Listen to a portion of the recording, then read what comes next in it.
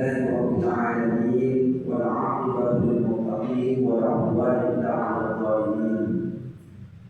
أشهد أن لا إله إلا الله وحده لا شريك له وأشهد أن محمدا عبده ورسوله. اللهم صل وسلم على محمد وعلى آل محمد.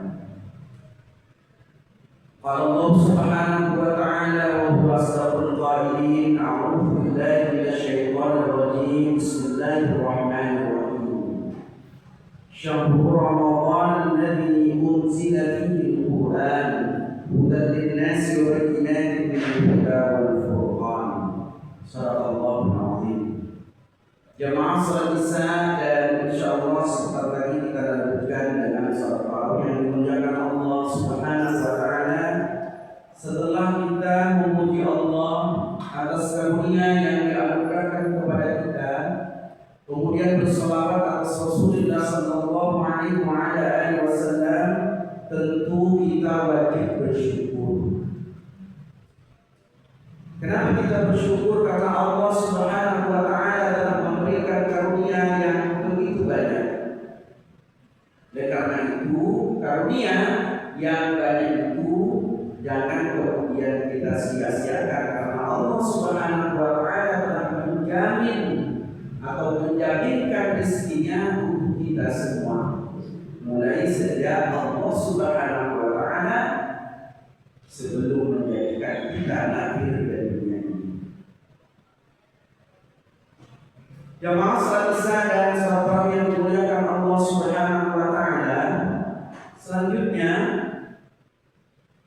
penting bagi kita untuk mengingat kembali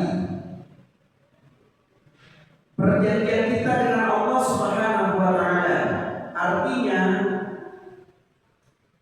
Allah Subhanahu wa taala telah mengambil janji dengan kita sebelum kita ini dilahirkan ke alam dunia.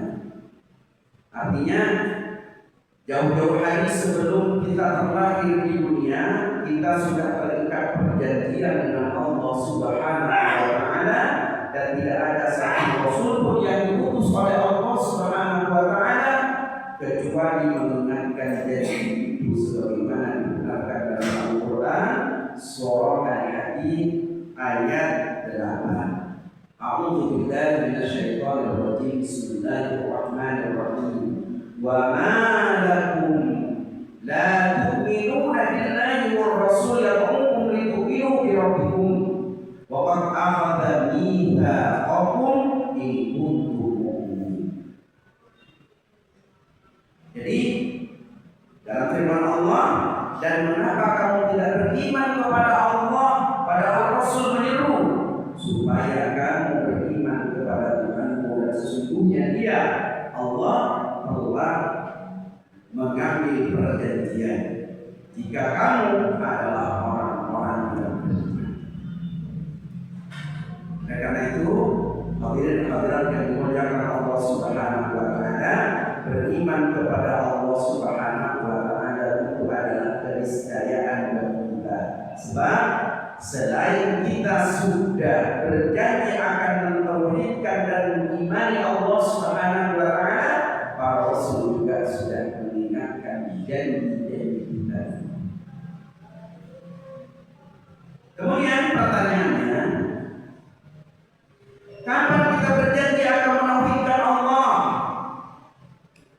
Disampaikan dalam hadis bahwa setelah Nabi Adam, kakek moyang manusia, kakek moyang kita semua diciptakan, seperti yang tersurat dalam hadis riwayat Abu Hurairah, Rasulullah sallallahu alaihi wasallam bersabda, "Lamma khalaqallahu Adama masakhallahu fasaqata min dhahrihi kullu nasamatin wa khaliquha min dhurriyyatihi ila yaumil qiyamah faja'ala baina 'ayna kulli insanin minhum washiban min nurin thumma 'aradahum 'ala Adam faqala ayna rabb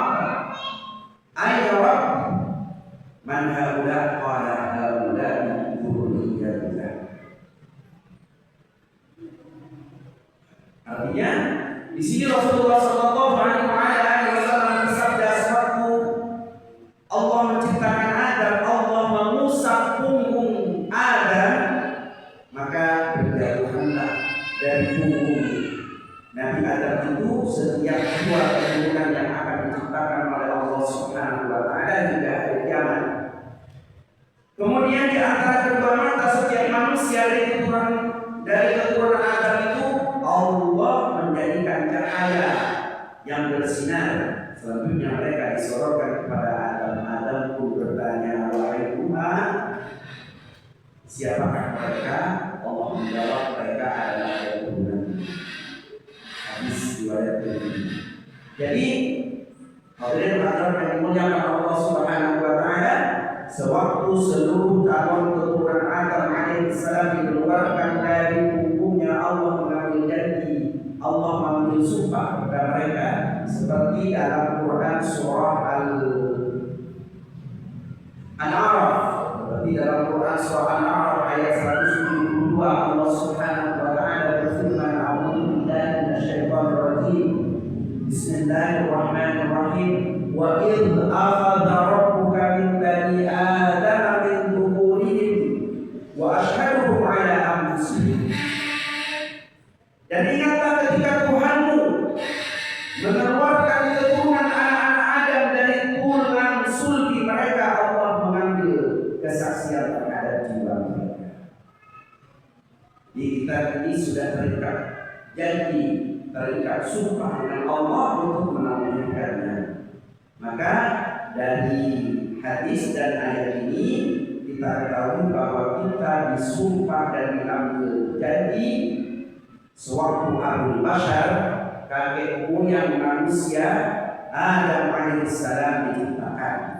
Setelah Allah mengusap punggungnya, jatuh atau berjatuhan dari punggungnya itu keturunannya.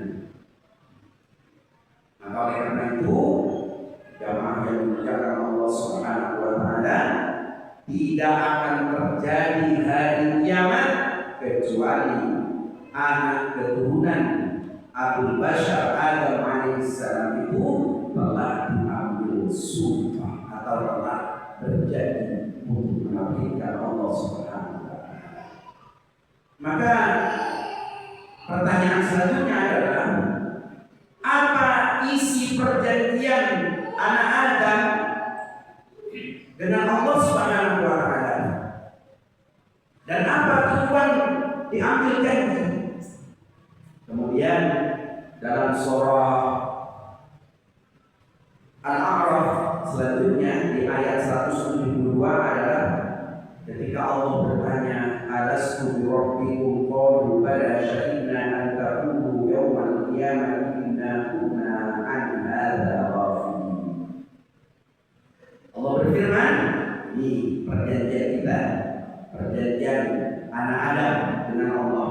Ketika Allah berfirman, bukankah kamu ini Tuhanmu? Mereka menjawab, benar, Engkau Tuhan kami, kami menjadi saksi. Kami lakukan yang demikian itu agar pada hari kiamat kamu tidak mengatakan sesungguhnya kami Bani Adam adalah orang-orang yang benar terhadap keesaan Tuhan. Maka di dalam kitab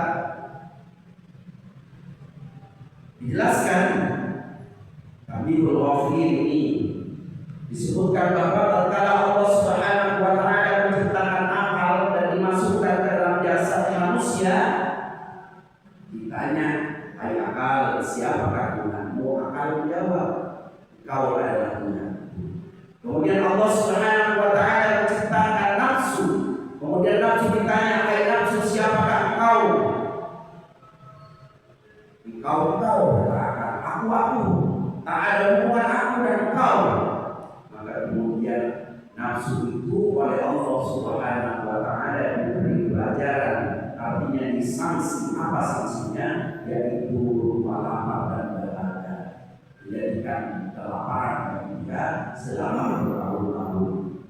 Kemudian setelah diberikan rasa lapar, haus, dan diberikan lapar dan dahaga, ditanya lagi, baru kemudian dia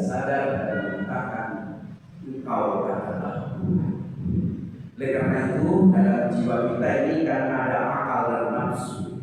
Untuk mengatur agar akal dan nafsu ini kita terarah, maka Allah Subhanahu wa Ta'ala memberikan kepada kita agama atau ad-din. Seperti yang kita pahami, ad-din itu adalah ma anzalallahu ta'ala minal Qur'an wa ma dhukru minal ahadits an-nabawi minal awamir wal nawahi wal irsyadat li salahi hudahum wa ukhrahu. Jadi apa-apa yang diturunkan Allah dalam Al-Quran dan disebutkan dalam hadis Nabi berupa perintah-perintah, larangan-larangan serta petunjuk-petunjuk, nasihat-nasihat agar manusia hidup bahagia di dunia dan di akhirat, agar manusia hidup benar di dunia dan di akhirat. Maka jamaah salat tarawih insyaallah akan kita laksanakan pada sebentar lagi. Kita semua ini jangan sampai lupa terhadap janji kita dengan Allah Subhanahu wa Ta'ala. Maka oleh karena itu secara langsung kita berikrar sebelum kita lahir untuk menuhankan Allah Subhanahu wa Ta'ala. Apakah perjanjian itu hanya sampai kepada anak Adam? Tidak. Allah Subhanahu wa Ta'ala juga mengambil sumpah dari utusan Allah para rasul. Tapi ada perbedaan pengambilan sumpah anak Adam dengan Rasulullah Subhanahu wa Ta'ala yang diutus. Sebagaimana dalam surah Al-Ahzab ayat 7 Allah Subhanahu wa Ta'ala berfirman, wa idh akhadna minan nabiyyina mitsaqahum wa minka wa min Nuh wa Ibrahim wa Musa wa Isa ibn Maryam wa akhadna minhum mitsaqan ghalidha. Dan ingatlah ketika kami mengambil perjanjian dari nabi-nabi, dari kamu sendiri dan dari Nabi Nuh, dari Nabi Ibrahim, Musa, Isa putra Maryam, dan kami telah mengambil dari mereka perjanjian yang teguh.